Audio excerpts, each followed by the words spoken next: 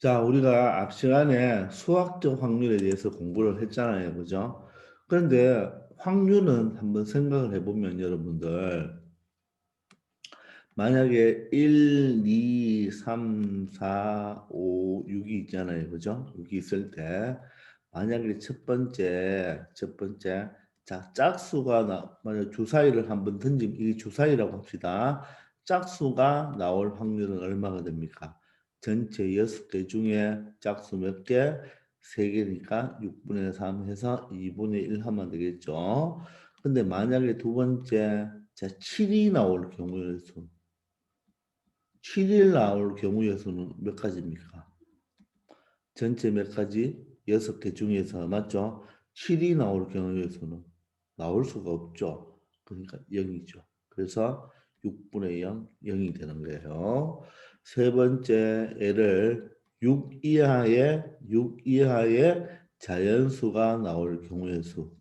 자연수가 나올 경우의 수는 어떻게 될까요?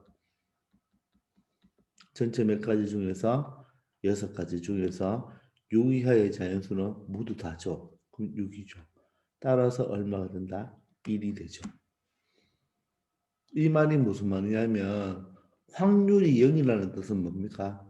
절대로 일어날 수가 없는 경우를 말하는 거겠죠. 그럼 확률이 1이라는 뜻은 뭘까요? 반드시 일어나는 경우를 말하겠죠. 아시겠나요? 자, 무슨 뭔가 감이 잡히죠? 자, 그러면 다시 아래에 있는 보기를 잠깐 봅시다. 1부터 10까지 자연수가 적힌 10장의 카드가 있는데, 자, 여기서 몇 장을 뽑아요? 한 장을 뽑는다 그랬죠. 한 장을 뽑는다. 그러면 이게 바로 전체 경우의 수가 되겠죠. 그죠? 그럼 전체는 몇 가지? 10가지가 되겠죠. 그럼 확률을 구할 때 분모는 얼마가 된다? 10이 된다.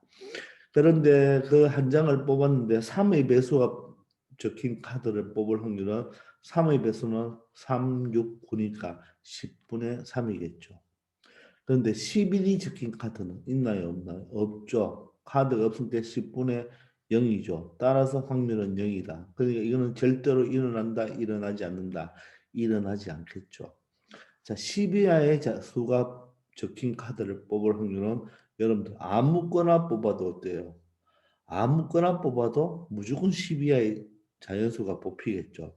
따라서 전체 경우는 10가지인데 자, 물어보는 게 12하의 수니까 10가지가 되죠. 따라서 확률이 1이 된다. 즉 반드시 일어나는 경우가 되겠죠.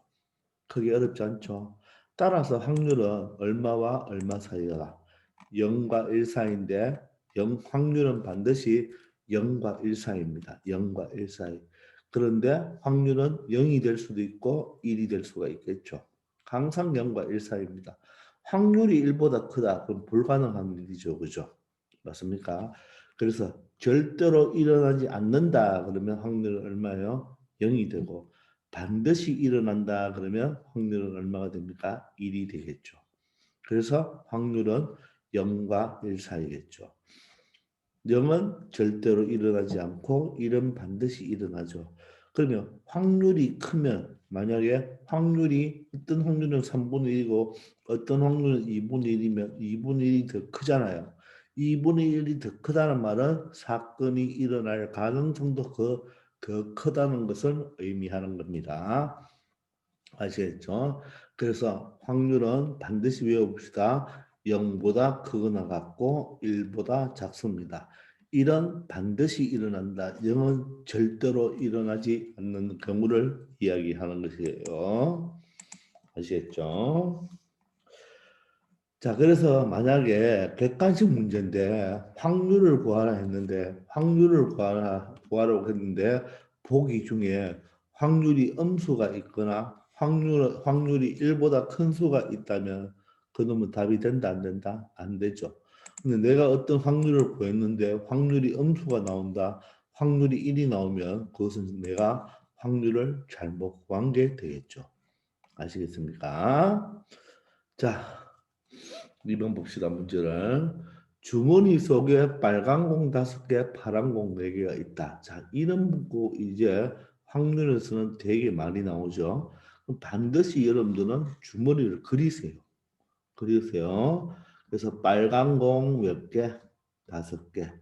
파란 공 몇 개? 4개가 있습니다. 됐나요? 이 주머니에서 한 개의 공을 꺼냅니다. 그럼 한 개의 공을 꺼낸다. 이런 식으로.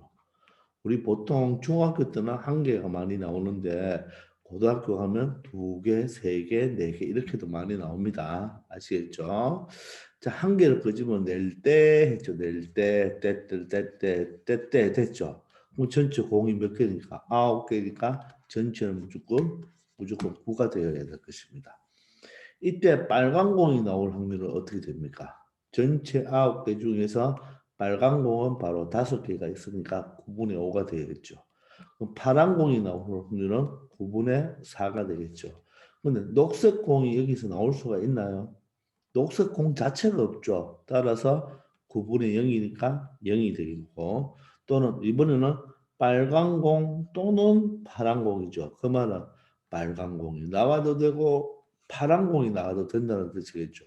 그러면 여기는 빨간 공, 파란 공밖에 없으니까 그냥 아무거나 꺼내도 빨간 공, 파란 공이 나오겠죠. 근데 또는이잖아요. 또는이면 어떻게 합니까? 경우의 수를 빨간 공이 나올 경우의 수 5가지와 파란 공이 나올 경우에 수 4가지를 뭐 한다? 더 셈을 해줘야 되겠죠. 저 합의 법칙이 되는 거죠. 그죠? 자, 그런데 공통이 있나요? 어떤 공을 하나 끄집어냈는데 빨간 공이면서 파란 공일 수가 있나요? 없나요? 없죠. 그러니까 동시에 일어나는 경우는 있다 없다? 없겠죠. 따라서 얼마가 됩니까? 9가 되겠죠. 그러므로 얼마가 됩니까? 확률이 1이 되죠. 확률이 1이 된다는 말은 반드시 일어나는 경우고 확률이 0이 된다는 말은 어떻습니까?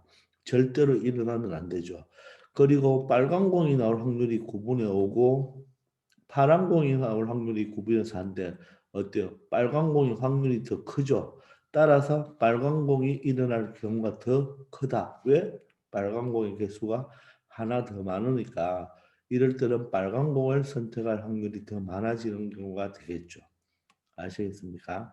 그래서 확률은 0과 1 사이인데 0은 절대로 일어나지 않는다. 1은 반드시 일어난다.